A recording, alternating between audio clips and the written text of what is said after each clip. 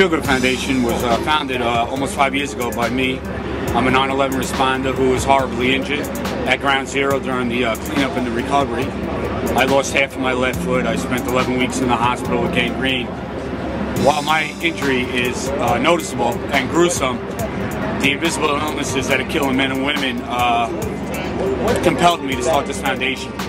And over the last 4.5 years, as an organization, we've been advocating and we've been helping financially 9/11 responders who are sick and dying from their heroic actions.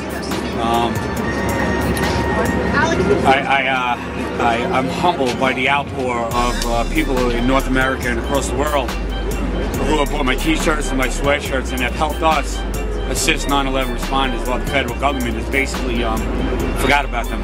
So we're going to continue to do what we're doing. Do we get discouraged? Absolutely. Is it?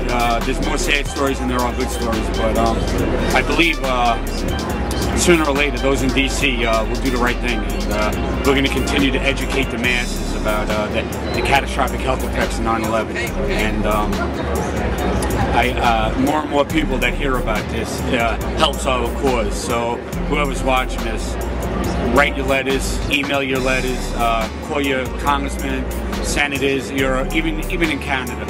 You make a big difference, and the people of Canada have always treated the Fealgood Foundation good, and I just wanted to say thank you. Tell me a little bit about what you're doing here today. Today we're doing a press conference to voice our frustration and disappointment with the President's decision not to support a long-term health care bill. $11 billion over 30 years is what we're asking, what we're demanding, and what we're going to get eventually.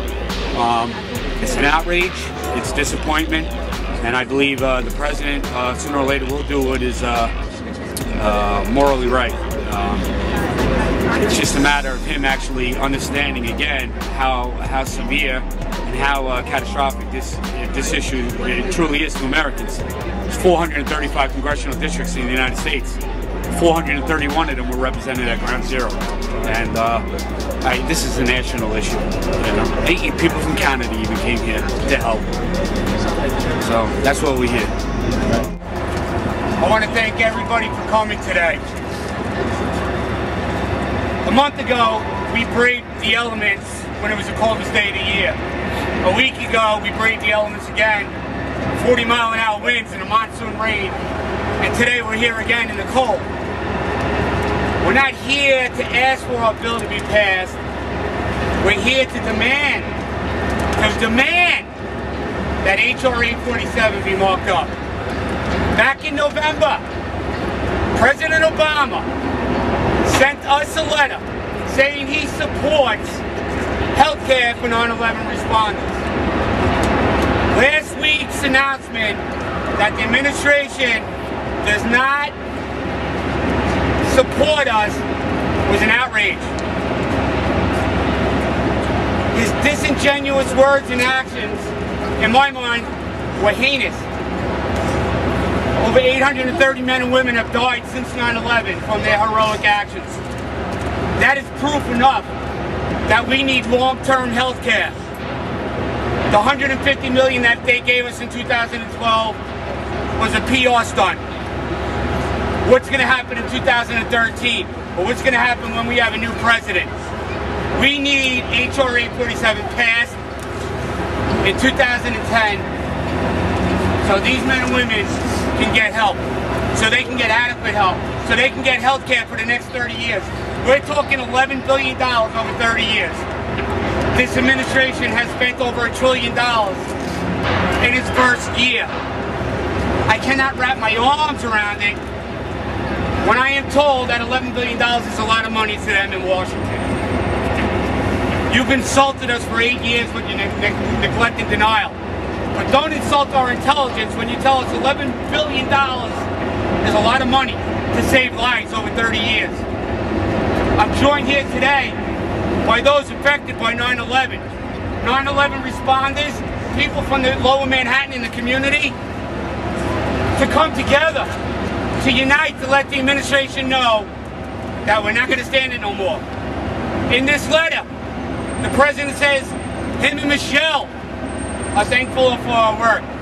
I don't think Michelle knows what's going on. I want to invite the First Lady to New York so she can meet with Jen McNamara and other widows, and that they can educate the First Lady on what the wives are going through. While their wives and their caretakers, they're doing dual roles, they're taking double duties, taking care of their husbands, and vice versa, husbands who have to take care of their wives. Michelle Obama, I invite you to New York to hear us. The New York delegation, while we appreciate your fighting and being our champion for us, you need to step it up. You need to be more aggressive, because we have waited 8.5 years, and we have gotten nothing but political breadcrumbs, political rhetoric, and the same old politics 101 in D.C. Enough is enough. At what point? At what point do you put anything in front of human life? Cash McClunkers, bailouts. Today, AIG's giving out $100 million in bonuses. Today, as I speak. That's an outrage. Bill Gates last week donated $10 billion. One man donated $10 billion. You're going to tell me the federal government can't pony up $11 billion over 30 years? Again, do not insult our intelligence. I lost half a foot, but I didn't lose half a brain. But what I lost in a body part, I gained in a bigger heart, because the men and women behind me are my brothers and sisters.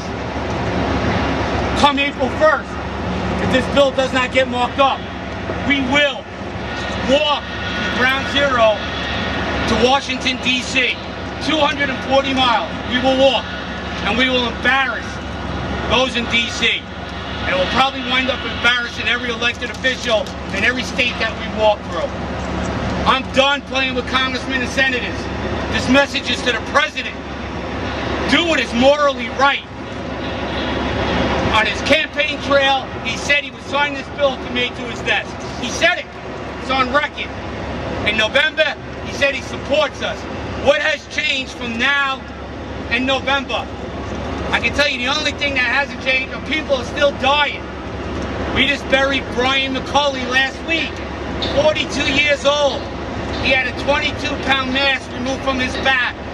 I can't make that up. 22 pounds, that's bigger than most small children.